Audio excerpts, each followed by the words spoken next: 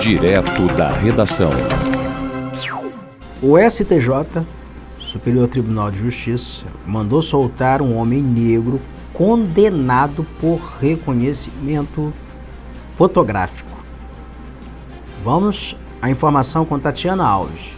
O Superior Tribunal de Justiça mandou soltar um homem negro que foi acusado em 62 processos com base em reconhecimento fotográfico. Com a decisão, Paulo Alberto da Silva Costa, de 35 anos, deverá ser solto imediatamente. Desde 2020, ele está preso na cadeia pública Cotrim Neto, em Japeri, no Rio de Janeiro. De acordo com a Defensoria Pública do Rio, que atuou no caso, Paulo Alberto não tinha antecedentes criminais, nunca foi preso em flagrante, mas foi apontado como suspeito de crimes. Na decisão, os ministros do tribunal votaram por unanimidade pela soltura do homem. Segundo a Defensoria, Paulo não foi ouvido pela polícia em nenhum dos processos e a conclusão de que ele participou de crimes foi baseada em fotos de suspeitos afixadas na entrada de uma delegacia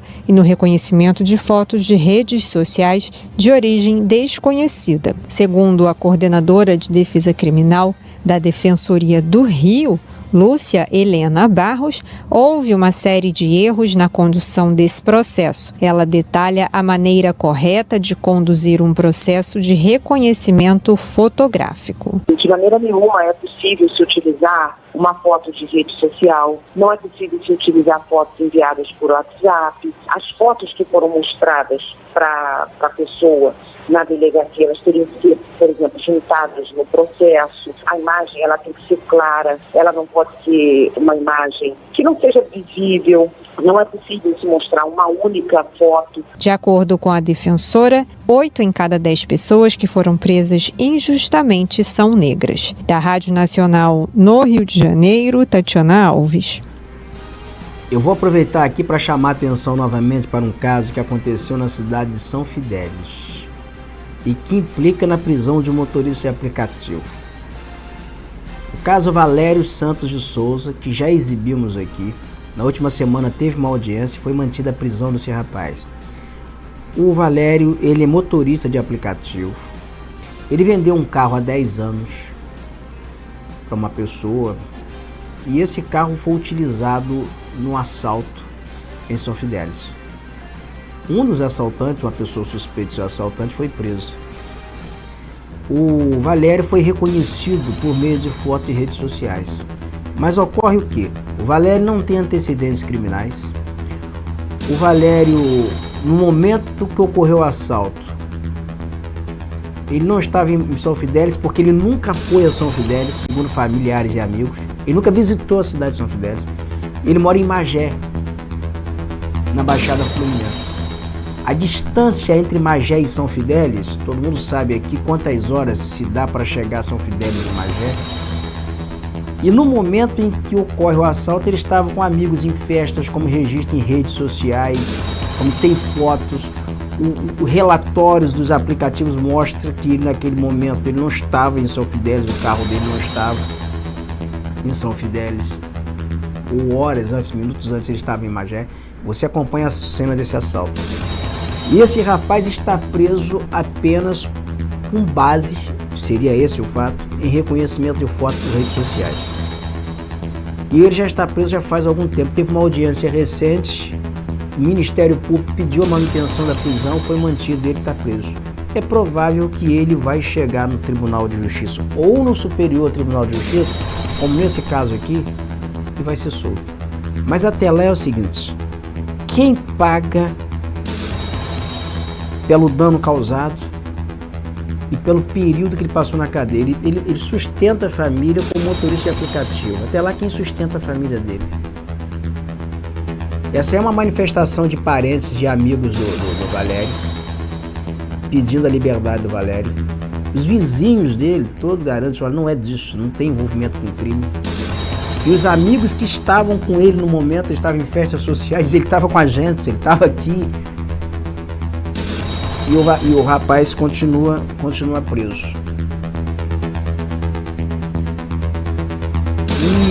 E Eu não conheço os fundamentos dessa prisão, porque não se sabe por que também o processo está em segredo de justiça. Os próprios advogados dele pedem que o processo, eu acho que o processo não tem necessidade de ficar em segredo de justiça. Ninguém tem acesso. Se eu puder, eu vou reprisar essa reportagem do Valério. Tá no ponto aí? Tem aí no ponto? Porque tá no portal ao vivo, está disponível, porque narra o caso. Nós ouvimos aqui várias vezes o advogado do Valério. E aqui as reportagens aqui dele, tem os comentários aqui, as pessoas comentam, os vizinhos comentam aqui, defendem reiteradamente, afirmando que ele é inocente, que não há nada que implique o Valério. Ó, tem aqui, ó, Justiça novamente não atendeu, diz aqui, ó, tem Denilson Gonzaga Cardoso de Oliveira. Justiça por Valério. Justiça novamente não atendeu o pedido do Valério e ele continua preso, acusado injustamente de um crime que não cometeu. Aí o Gilmar Torres Júnior escreve aqui também: o Valério é inocente. Tá no ponto a reportagem aí? Perfeito. Vamos colocar a entrevista que nós ouvimos o advogado dele recentemente. Eu gostaria de reprisar essa entrevista aqui. O Estado no último dia 3 de fevereiro, mas a família de Valério contesta a investigação. Os parentes afirmam que no dia do assalto ele estava em Magé, a 5 horas de distância de São Fidélis. E a primeira coisa que eu fiz foi procurar na nossa conversa no WhatsApp. E aí eu falei, olha, você estava nesse dia aqui em Magé com seus amigos.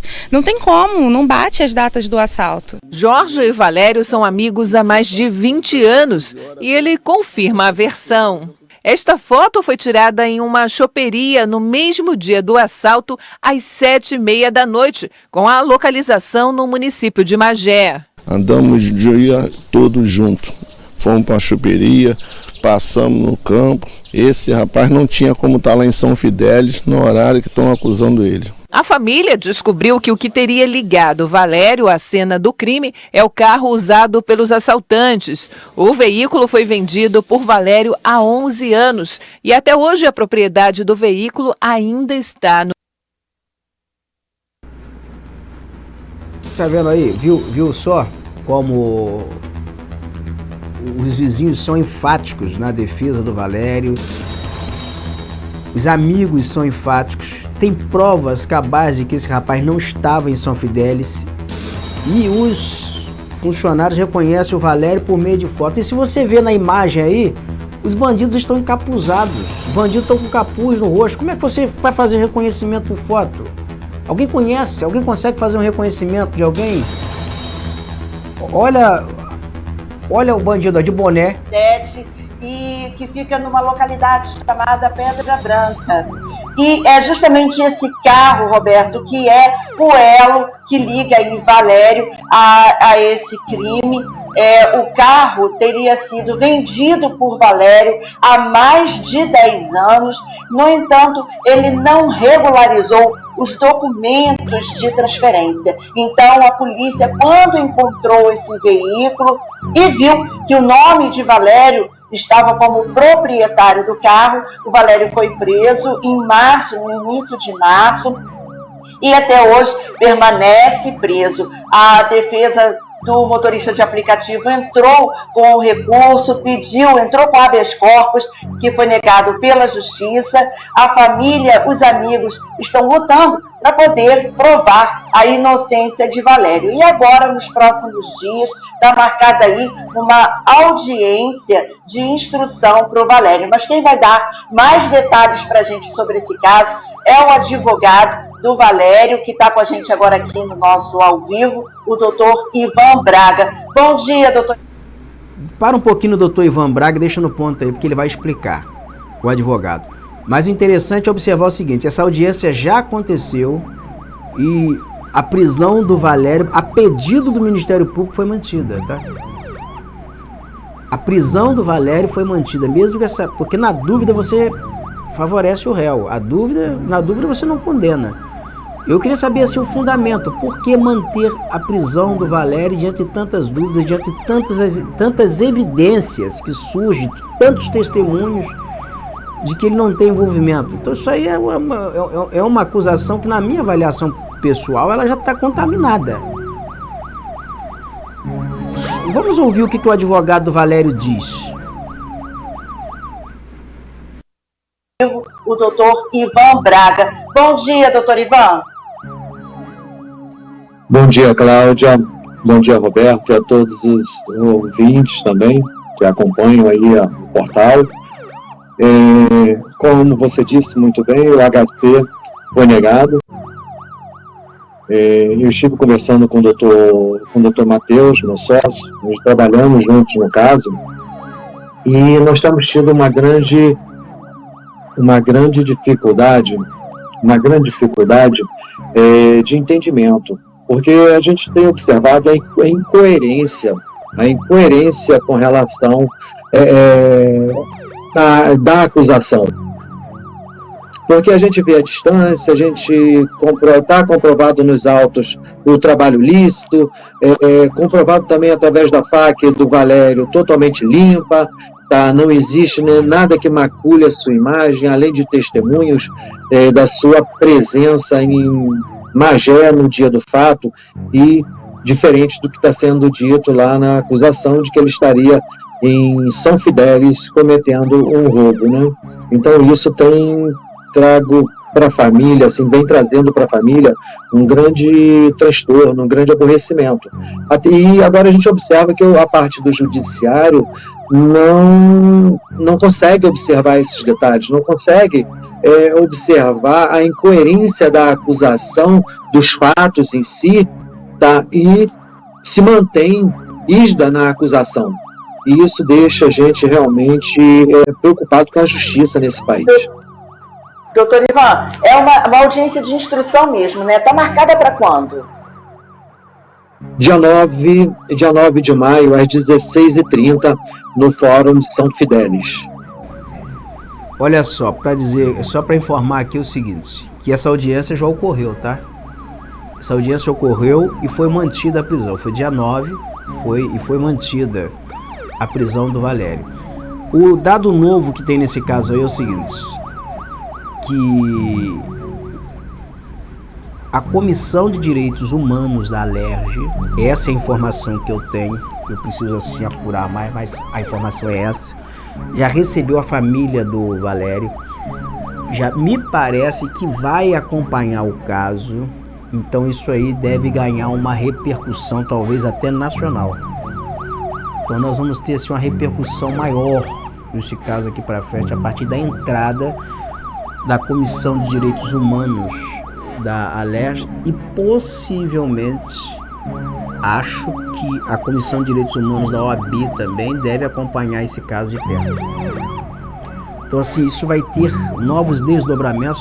Talvez sejamos assim um dos poucos veículos de comunicação que nesse momento tem acompanhado esse caso e que faz esse link com essa decisão agora do Superior Tribunal de Justiça, que numa situação similar mandou soltar um réu condenado apenas com base em reconhecimento de fotos. Então é possível que esse recurso, quando ele chegar ao Tribunal de Justiça do Rio, ou em segunda instância, ou quando ele chegar ao Superior Tribunal de Justiça, que a decisão ela seja semelhante, que aí sim poderá se ter alguma esperança de que esse caso ele poderá ser analisado se fora do calor das emoções locais, das pressões locais. Eu não acredito que o juiz está julgando com base nos elementos que está sendo apresentado, né? Eu não sei que tipo de elemento está sendo apresentado e como deve ser na cidade. O juiz que está na cidade, ele acompanha maior, ele enfrenta uma pressão maior da comunidade local. Então pode ser que ao sair da alçada local, sair de primeira instância, chegar à segunda instância e chegar com recurso ao Superior Tribunal de Justiça, uma análise diferente do que está sendo feita fora de qualquer emoção local, comoção local, isso seja reavaliado.